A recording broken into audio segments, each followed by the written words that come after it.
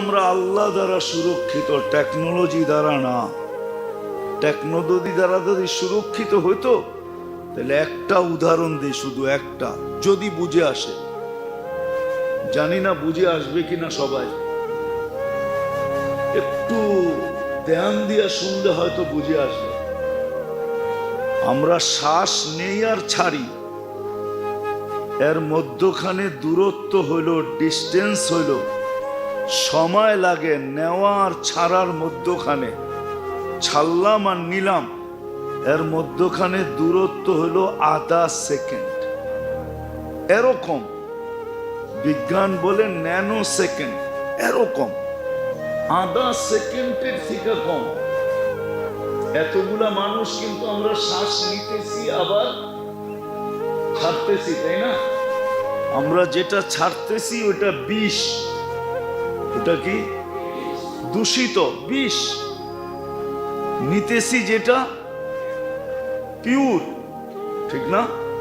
এই আধা সেকেন্ডের ভিতরে আমরা যেটা ছাড়লাম ওটাকে দূরে সরাইলো কে? আবার পিওরটা আমার নাকের নিচে দিল কে? যদি টেকনোলজির ব্যবহার হতো তাহলে প্রত্যেকেই বিরাট একটা মেশিন নিয়ে আসতে হইতো, ঠিক না? মসজিদের দেওয়াল দুয়াল যা আছে, জানলা সালনা, এখন তো এসি ছেড়া রাখছেন, সব বন্ধ, সব কিছু খুলা দিতে হইতো, ঠিক না? কেননা দ্রুত পাস করতে হবে, দ্রুত বাহির করতে হবে, আবার দ্রুত নিয়ে আসতে হবে। যদি আসা নেওয়ার ভিতরে যদি 2-1 মিনিট লেগে যায়, কি কি আরে কি শেষ?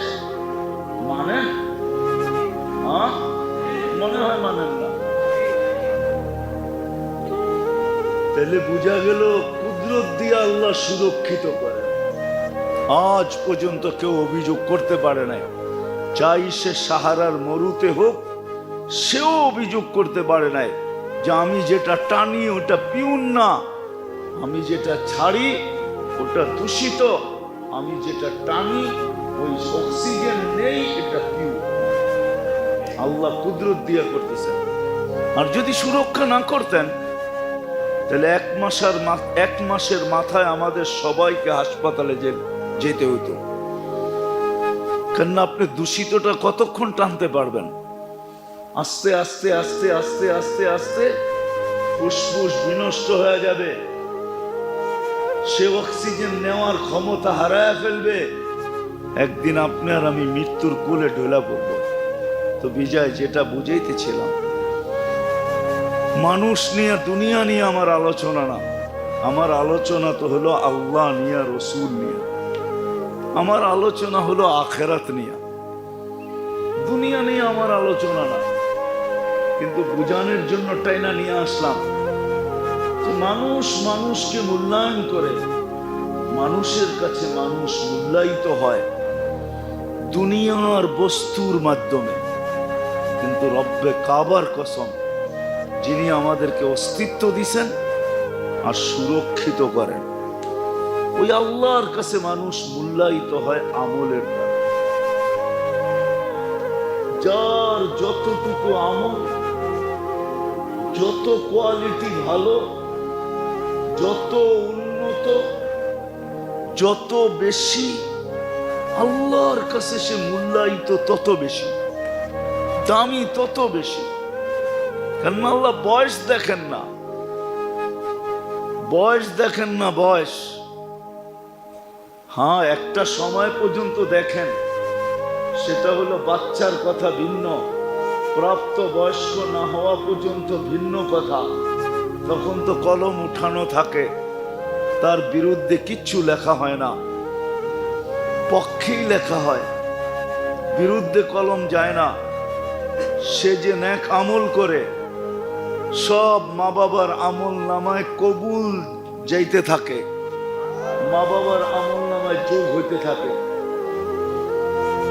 যদিও আমরা বুঝতে চাই না, এটা আবার আলাদা আলোচ্য বিষয়, তাইলে এই বিষয়ে আলোচনা করতে হবে যে আমাদের সন্তানদেরকে কোন বয়স পর্যন্ত আমাদের সুরক্ষা করা উচিত। যদি আমি এই কথার বিশ্বাস করি যে সন্তানের আমলনামা আমার আমলনামায় যোগ হবে, নেক আমল আমার আমলনামায় যোগ হবে, এই সন্তান আমার কাজে আসবে,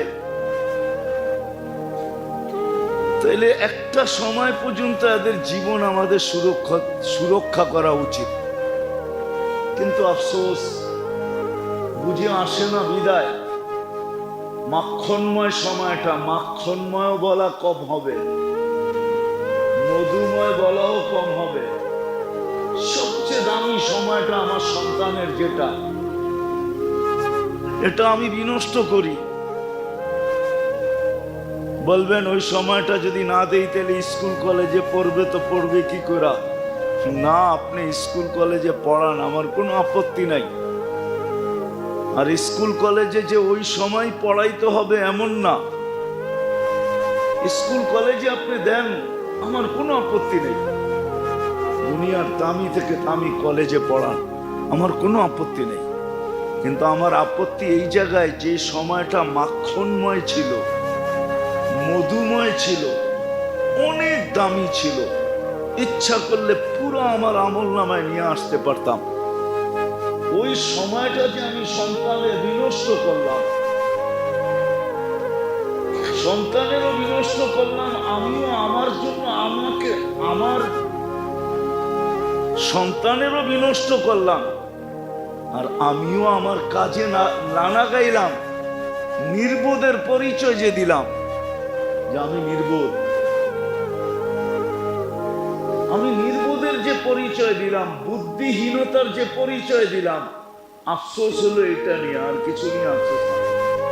তো যেটা বুঝাইতেছিলাম মেরে দোস্ত, আল্লাহ করুক বুঝে আসুক, আমাদের সকলের বুঝে আসুক যে আল্লাহ আমাদেরকে অস্তিত্ব দিছেন, যিনি আমাদেরকে সুরক্ষা করতেছেন, যিনার কাছে আমরা অচিরেই সবাই চলে যাব। ওই আল্লাহর কাছে মানুষের মূল্য, রব্বে কাবার কসম, দুনিয়ার যা দ্বারা মানুষ মূল্যায়িত হয় সেটাকে বংশ বলেন, বুলি বলেন,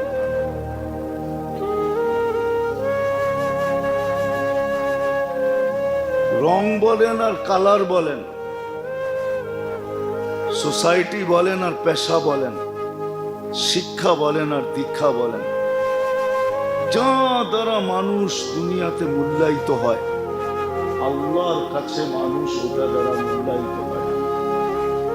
আল্লাহর কাছে একমাত্র মানুষ মূল্যায়িত হয় ওই আমল দ্বারা, যে আমল আল্লাহর পক্ষ থেকে, রসুলের পক্ষ থেকে। কোরআনের কথাই সত্য, লা ইউজসি ওয়ালিদুন আন ওয়ালাদিহি শাইআ ওয়ালা মাউলুদুন আন ওয়ালিদিহি শাইআ।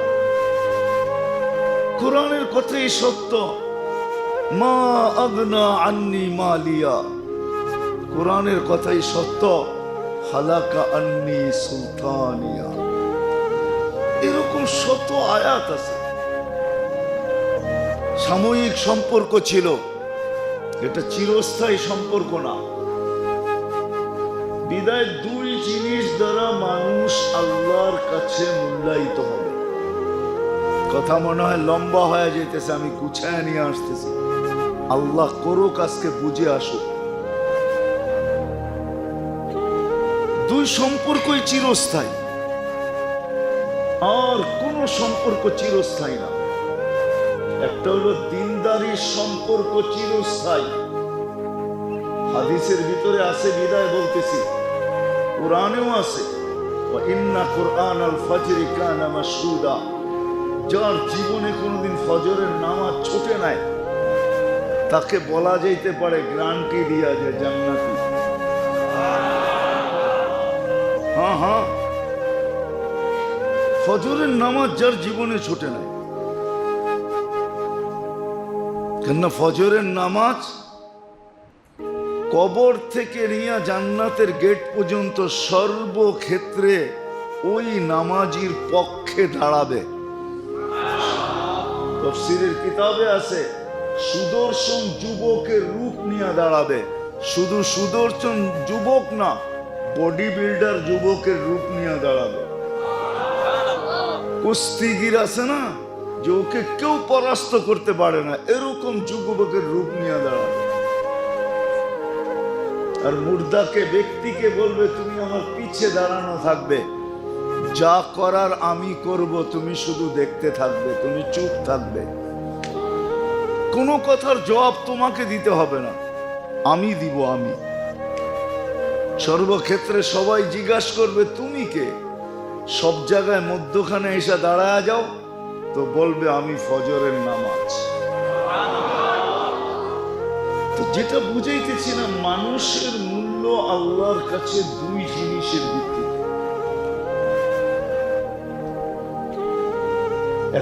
দুই জিনিসের ভিত্তিতে, একটা হলো আমল, আর আরেকটা হলো চিরস্থায়ী সম্পর্ক। যে সম্পর্কগুলা চিরস্থায়ী, ক্ষণস্থায়ী না। একটা দেখাইলাম, যার ফজরের নামাজ কখনো ছোটে না, কোরআনের সাথে যার সম্পর্ক, পড়তে না পারো কিন্তু ডেলি এমন দিন যায় না যে কোরআনকে হাত না লাগায়, মহব্বতে চুমা না দেয়, চোখে না লাগায়, মাথায় না রাখে, বুকে চাইপা না ধরে, এরকম দিন তার যায় না। কোরআনকে যখনই দেখে, যখনই কোরআনের কাছে যায়, মসজিদে আসে, ঘরে যায়, সারা দিনে কোরআনকে একবার না একবার হলেও মহব্বতে বুকে চেপা ধরে, পড়তে না পারে। কোরআনের মহব্বত চিরস্থায়ী। শুধু শুধু বলেন না শাফিআন ওয়া মুশাফফা, কোরআন সুপারিশ করবে এবং তার সুপারিশ গ্রহণ হবে, এটাই আল্লাহর ওয়াদা। পড়তে না পারো, হ্যাঁ আমি জানি আমার সমাজের 70% মানুষই কোরআন পড়তে জানে না, 50% তো হবে। 50% মানুষ আমার সমাজের জাতির কোরআন পড়তে জানে না, তাতে কিছু আসে যায় না। দেখার বিষয় হলো সে ডেলি কোরআনকে মহব্বত করে কিনা, কোরআনকে মহব্বত করে কিনা। ইতিহাসের পাতায় লেখা আছে, লেখা এখনো লেখা আছে, খেলাফতে ওসমানিয়ায় তুর্কিয়া 600 বৎসরের রাজত্ব ছিল তুর্কিদের, এরা ওসমানী রাজত্ব বলতো। পর্তুগাল এদের প্রথম সর্দার ছিল। এ যখন মুসলমান হয় তো যেই কামরা একে রাখা হয়েছিল, ওইখানে একটা কিতাবও রাখা ছিল। সে জিজ্ঞাসা করছে এটা কি, তো বলছে এটাই তো আল্লাহর কালাম কোরআন। তো সে সারা রাত্র কোরআন মাথায় নিয়ে দাঁড়ায় ছিল। ইতিহাস উঠান, সারা রাত্র দাঁড়ায় ছিল যে আল্লাহর কালাম এইখানে আমি ঘুমাই কি করে।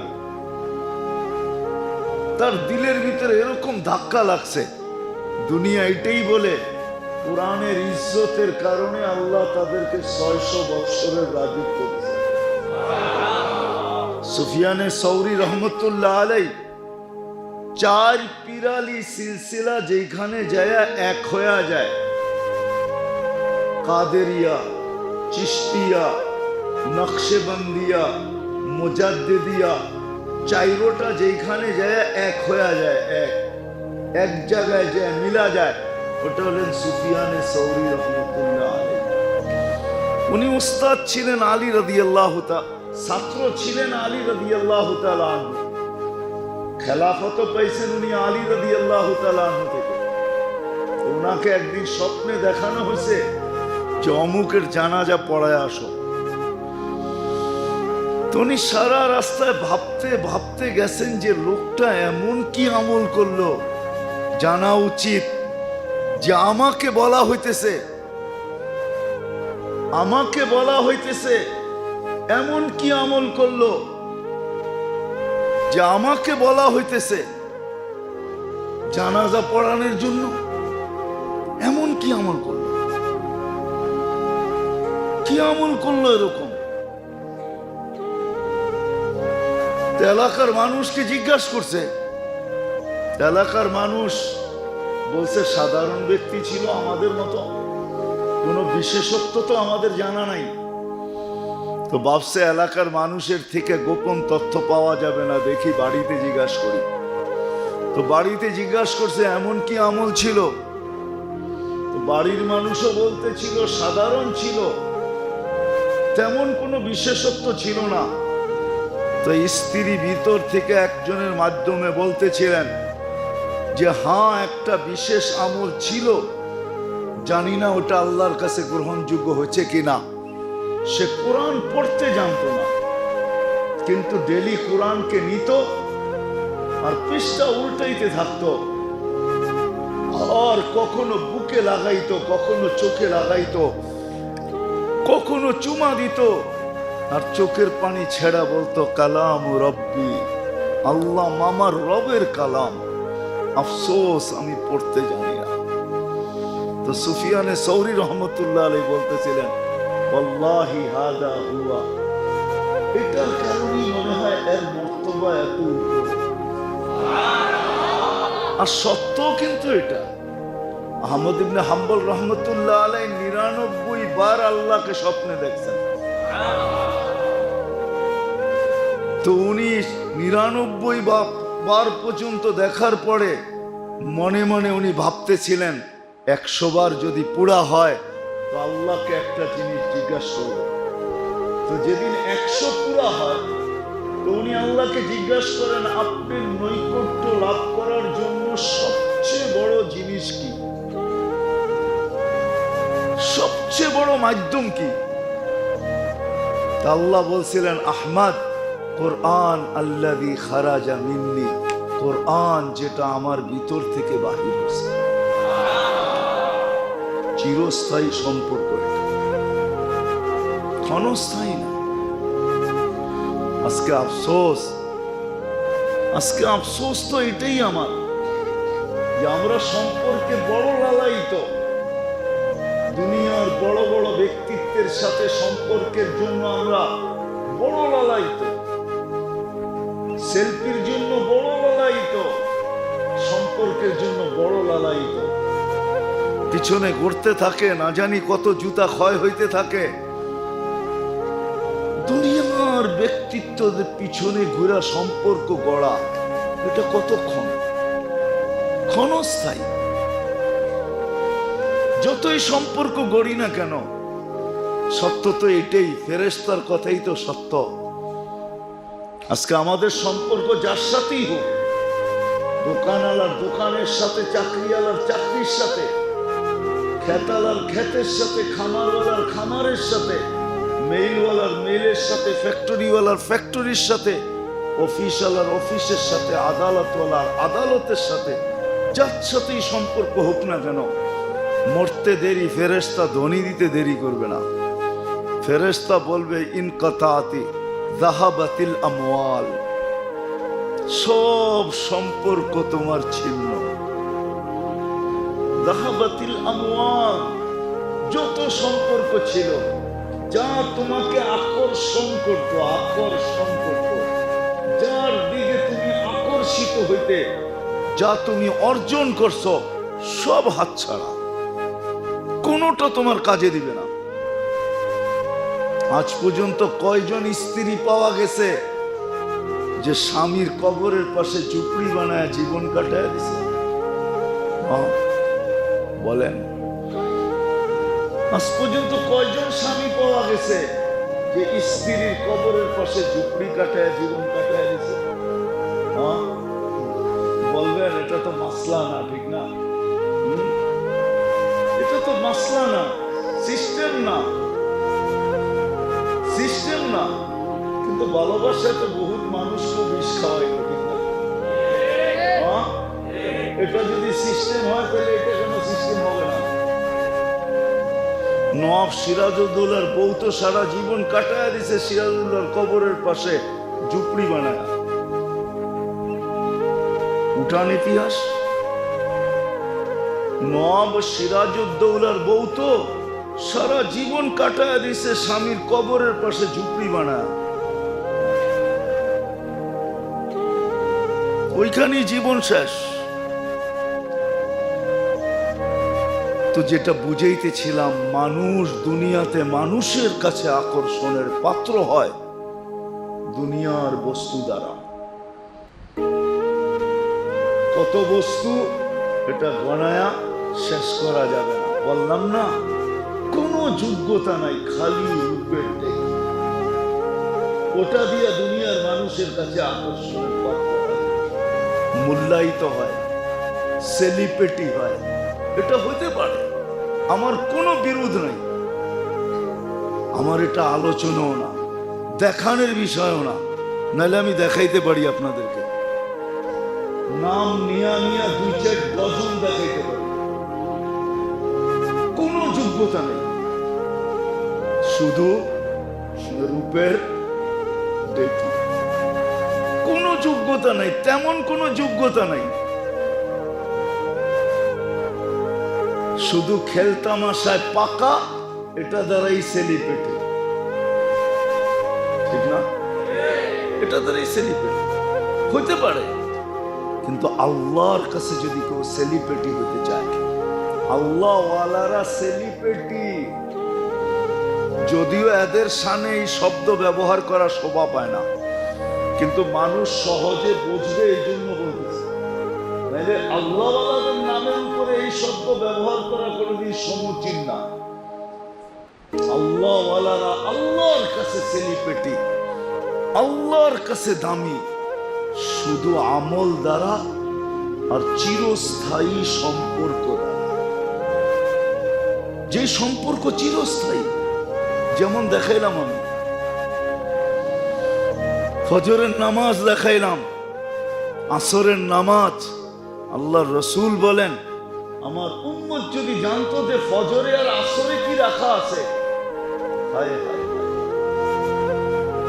কোন বেলায় আসুক আর না আসুক, ফজর আর আসরে কেউ মসজিদ থেকে জামাত থেকে দূরে থাকবে না।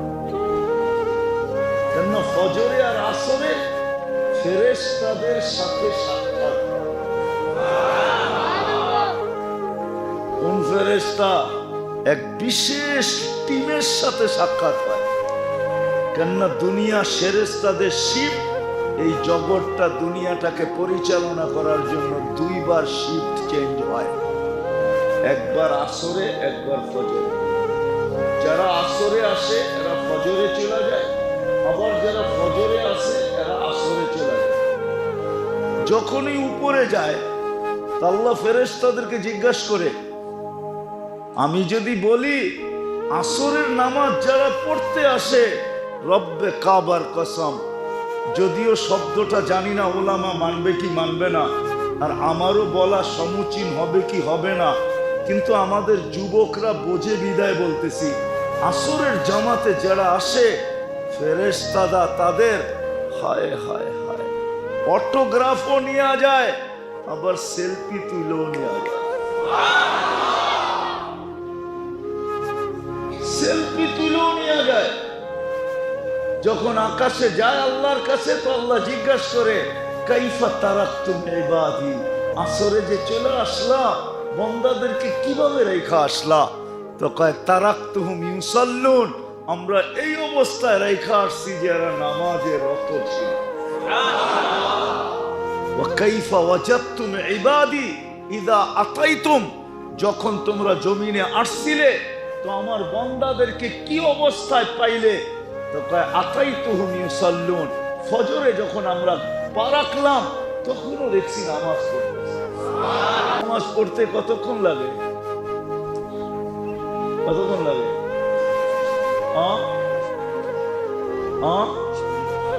আচ্ছা, আধা ঘন্টা ধরলাম, ঠিক না? ইমাম সাহেব 20 মিনিট 15 মিনিট নিল, 10 মিনিট নিল বা 15 মিনিট নিল, আমরা সুন্নত বেতের পড়তে 15 মিনিট লাগাইলাম, তাহলে টোটাল কত? আপনাকে কি আধা ঘন্টার সোয়াব দেওয়া হয়? কতক্ষণ দেওয়া হয়? কতক্ষণ? আধা রাত্রের সোয়াব লেখা হয়। ফজর পড়লে বাকিটা যোগ করা হয়। আর যদি ফজর না পড়তে পারে এর ভিতরেই উঠা চলে যায়, আল্লাহ উঠায় আনেন তো তাকে ইবাদতের ভিতরে গণ্য করা উঠানো হয়। যে সে ইবাদতের ভিতরে ছিল, কিসের ভিতরে? আমরা ইবাদতের ভিতর থেকে উঠে নিয়ে আসছি। বলেন, যাকে ইবাদতের ভিতর থেকে উঠায় নেওয়া হয় তাকে কোথায় রাখা হয়? হ্যাঁ, কোথায়? সত্য তো, একমত তো? হ্যাঁ, তাহলে বলেন, শুধু এতটুকুই না, এতটুকুই না, আল্লাহ চায় এশার নামাজ কেন জানেন? এশার নামাজ এই জন্যই, কারণগুলার ভিতরে এটাও একটা কারণ যে আল্লাহ চায় যে তুমি এশারের পরে ঘুমায়া যাবে, সর্বশেষ তোমার ঘুম যেন তোমার আমার কথার মাধ্যমে। এশারের সময় কার সাথে কথা বলছি? এই জন্য ওলামাদেরকে জিজ্ঞাসা করেন, এশারের পরে দুনিয়ার ফালতু কথা বলা নিষেধ, দুনিয়াবি জিনিস নিষেধ। আর আমরা তো সবচেয়ে মুখ্যম সময়ই পাই এশারের সময়, এশারের পরে, ঠিক না? কি হ্যাঁ, কি বলেন? মনে হয় বোঝেন না। কি বুঝা জি, কি বুঝা যে জি বলতেছেন? আল্লাহ জানে কি বুঝা জি বলতেছেন। আমরা তো মুখ্যম সময়ই পাই এশারের পরে, ঠিক না? কেমনে বুঝলেন? হ্যাঁ, এশারের পরেই তো টেলিভিশনটা ঠিক মতো দেখা যায়, চ্যানেলগুলা ঠিক মতো ঘুরানো যায়। এর আগে তো ঘুরানো যায় না, এর আগে তো দুনিয়ার কাছে অনেক কাজ কামে ব্যস্ত। এশারের পরে তো মোটামুটি রিল্যাক্স হয়ে যায়, তখন এই রিমোটটা নিয়ে বসে দেখি কোন চ্যানেলে কি আছে। যদি বলে আপনি চ্যানেল ঘুরাইতেছেন কেন? না, 12:30টার খবরটা দেখা তো ঘুমাবো, এই জন্য একটু চ্যানেলগুলা দেখি কি রাখা আছে, কোথায় কি আছে। রাগ হয়ে গেলেন? অথচ দুনিয়াবি কথা এশারের পরে নিষেধ। আরবিতে একটা প্রবাদ বাক্য আছে, নাম বদরি কুম বদরি। আরবির প্রবাদ বাক্য, নাম বদরি, ঘুমা তাড়াতাড়ি, কুম বদরি, উঠ তাড়াতাড়ি। এসব পরেই ঘুমায় যাও, ফজরের আগে উঠা যাও। এটা সারমর্ম হলো, এটা আরবিতে প্রবাদ বাক্য। নাম বদরি কুম বদরি আনতা তাবিবু নফসিকা ওয়ালা তাদরি। তুমি তোমার ডাক্তার হয়ে যাবে, তুমি জানবেও না যে তোমার চিকিৎসা তোমার এই দুই আমল দ্বারা হইতেছে। আরবির মশহুর প্রবাদ বাক্য, নাম বদরি কুম বদরি আনতা তাবিবু নফসিকা ওয়ালা তাদরি। তোমার কোনো ডাক্তারের কাছে যেতে হবে না, তুমি তোমার ডাক্তার হয়ে যাবে। এসব পয়রা তাড়াতাড়ি ঘুমায় যাও, আর শেষ রাত্রে জলদি জলদি উঠা যাও। তাইলে তুমি তোমার ডাক্তার, কোন ডাক্তারের কাছে তোমার যেতে হবে না। তোমার স্বাস্থ্য চাঙ্গা থাকবে, সুস্থ থাকবে, বয়সের ছাপ তোমার উপরে পড়বে না। আর আজকে আমরা 12:30টার খবর দেখা ছাড়া ঘুম হয় না। খায় কয়টায়? 1টার সময় খায়। হ্যাঁ, খায়া যা পায় তাই খায়। খাওয়া টাওয়ার পরে আবার 1 কাপ দুধ চাও খায়, ঠিক না?